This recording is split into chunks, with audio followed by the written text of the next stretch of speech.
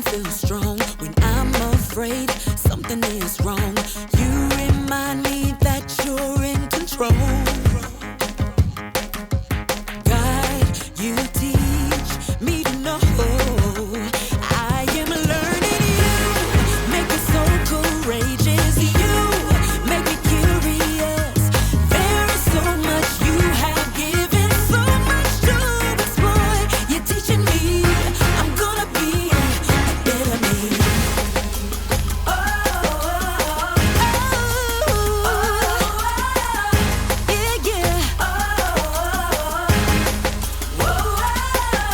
When I am scared of what I don't know, when I'm afraid, thinking I'm alone, you remind me that I still belong. Oh yeah, God, you help me to grow. When I am scared, I don't feel strong. When I'm afraid, something is wrong. You remind me that you're in control. Oh God, you teach me to know. I am learning you, make me so courageous. You make me curious. There is so much you have given, so much to explore. You're teaching me, I'm gonna be a better me.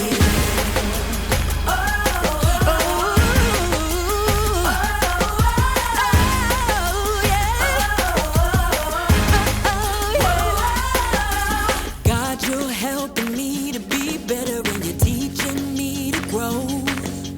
God, you're helping me to be better and you're teaching me. And I am learning you, make me so courageous. You make me curious. There is so much you have given, so much to explore. You're teaching me, I'm gonna be a better me. Make me so courageous. You make me curious. There is so much you have given, so much to explore. You're teaching me, I'm gonna be a better me.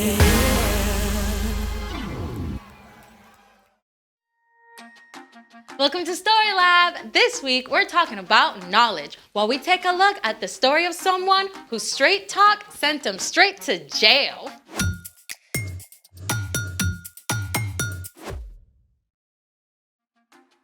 Hey, I'm Amaya. And I'm Zeke. And we're talking about knowledge, which is learning something new so you can be better at whatever you do. Okay, so what are we learning about today? Not what, who. Oh, great, we have a guest? Yep, today's guest is a super scholar. In fact, their brain power is about twice what a normal person has. Wait, I know who we're talking about. That famous person who won that quiz show like 70 times? Nope, Oh, an NASA engineer. nuh-uh. Well, some professor? Oh, my science teacher, Miss Grimes, is like a genius. Maybe, but that's not who we're talking to. All right, who is this super brain? Ta-da! Wait, we're talking to a baby? Well, a toddler. She's my niece, and her name is Eloise. No offense to your niece, but how is she a mega brain about anything except goldfish? Actually, toddlers are incredible. 2-year-olds have twice as many brain connections as adults. Wait, seriously? A toddler's brain produces more than 1 million neural connections every second. Because these connections are where learning occurs, they allow a 2-year-old to learn faster than anyone else. That's amazing. I know, right? Okay, let's talk to this little genius. Can you tell me what's your name? Eloise. How old are you, Eloise? 3. 3. That is a big number. Can you tell me what's your favorite color, Eloise? Orange. Orange. I love orange It's an too. awesome color, and I love orange. What a coincidence. That's awesome. I love orange. What's your favorite animal? Nay. Nay? Nay, nay. Nay, nay. Name her horse. Yeah, that's the name yes. of your horse. That's so cool. What's your favorite food? Pancake. Pancakes. Pancakes. Mm. I love pancakes. Do you like syrup and waffles with it? What's better, pancakes or waffles? Oh, be very careful how you answer. Waffles! What do you want to be when you grow up? A farm. A farmer. That is awesome. Eloise, can you tell me what's your opinion in the current state of the world? Mommy. Mommy, okay, Makes yeah. sense. Should ask her and stuff. Wise words. Wise words. Hey, Eloise, thank you so much for your time. Thank you so much for joining us. Do you want to go get a lollipop? Yes? Bye. I still have so many questions. You're not the only one.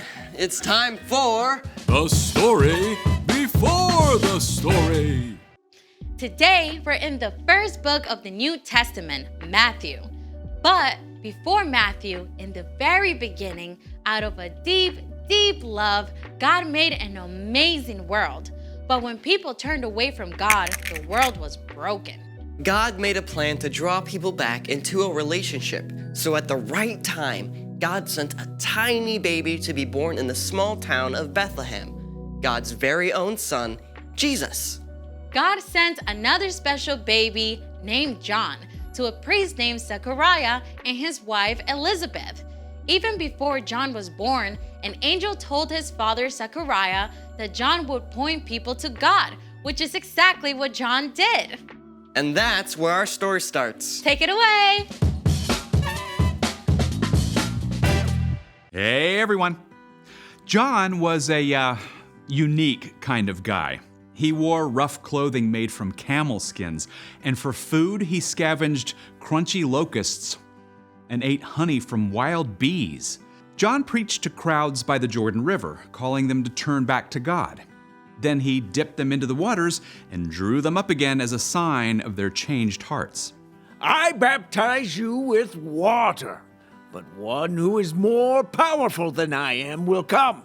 I'm not good enough to untie the straps of his sandals. He will baptize you with the Holy Spirit and fire. Then Jesus himself came down to the Jordan River and asked John to baptize him. It is right for us to do this. It carries out God's holy plan. As Jesus emerged, dripping from the waters, heaven opened up. John saw God's Spirit rest on Jesus as a dove. They heard God's voice from heaven. This is my son, and I love him. I am very pleased with him. If John had any doubts about who Jesus was, it seems they would have been washed away in that very moment. I mean, he heard God's actual voice. Soon after, John pointed to Jesus and cried out, Look, the Lamb of God. He takes away the sin of the world. After 40 days in the wilderness alone with God, Jesus began to gather followers and to teach and heal people. John gladly pointed his own disciples to follow Jesus instead. I am not the Messiah. I was sent ahead of him. He must become more important. I must become less important. Now, John didn't stop his own teaching, though, and he didn't sugarcoat the truth, even when speaking to powerful leaders. In fact, John came head-to-head with Herod, the Roman-appointed ruler of Galilee. You have broken God's laws. You locust eater! I can do whatever I want. Herod was so angry, he had John thrown in prison. John, who was used to wind and sky, was now confined to narrow walls and dim light. He heard only snatches of news from the outside when his followers were allowed to visit him. Jesus healed a woman who's been sick for 12 years. He even brought a little girl back to life. Instead of encouraging John, the news he heard began to weigh on him, especially as the months ticked by. 1, 2, 3, 4, 5, 6.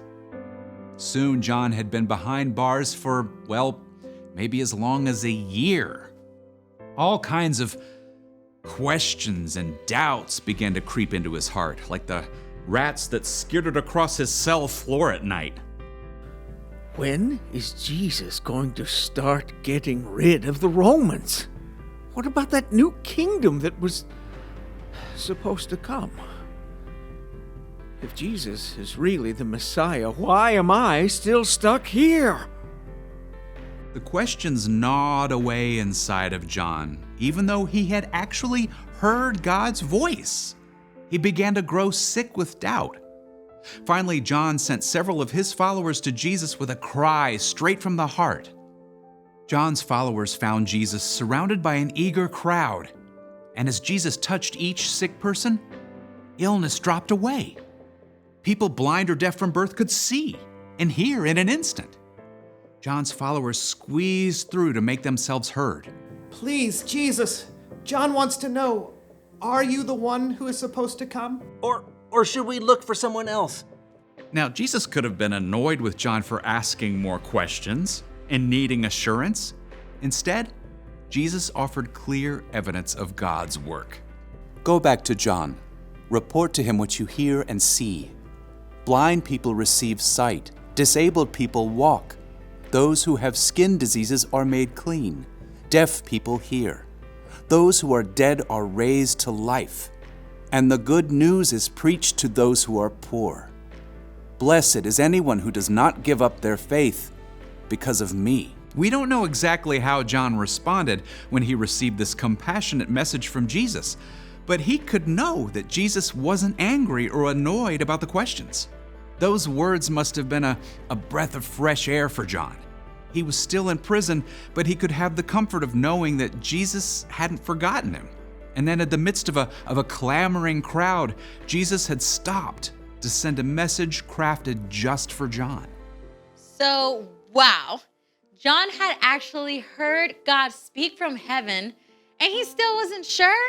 Yeah, I mean, it's super easy to forget and start doubting no matter what we see or hear. Even when things don't go our way. Yep, but God will never get angry with us for asking.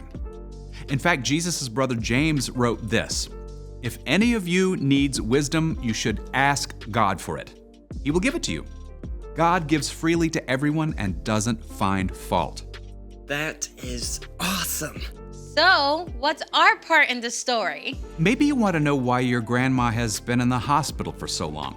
It's totally okay to tell God how you feel about it and ask God for help. Yeah, God might not make your grandma better in the way or time you expect, but God can still give you peace in your heart. It might be that you want to know why your dad lost his job, or why you have to go to a new school. Or even why you still struggle with tying your shoes. God will welcome all of your questions with love and compassion. In fact, it's okay to ask a question about anything at all, like when your teacher had just explained something about fractions or how an engine works, and your head is spinning. Yeah, I usually just slide down to my seat and hope I'll figure it out later because I don't want to make a fool of myself. But when that happens, ask. You'll be glad you did. And your teacher will be too. I think you got it. Don't be afraid to ask. See you next time. So here's the thing. If you don't understand something, ask. Hey, can we take Eloise to the park? I need to up my peekaboo game. That's a great idea. Me too. Thanks for joining us in the Story Lab. See you next time.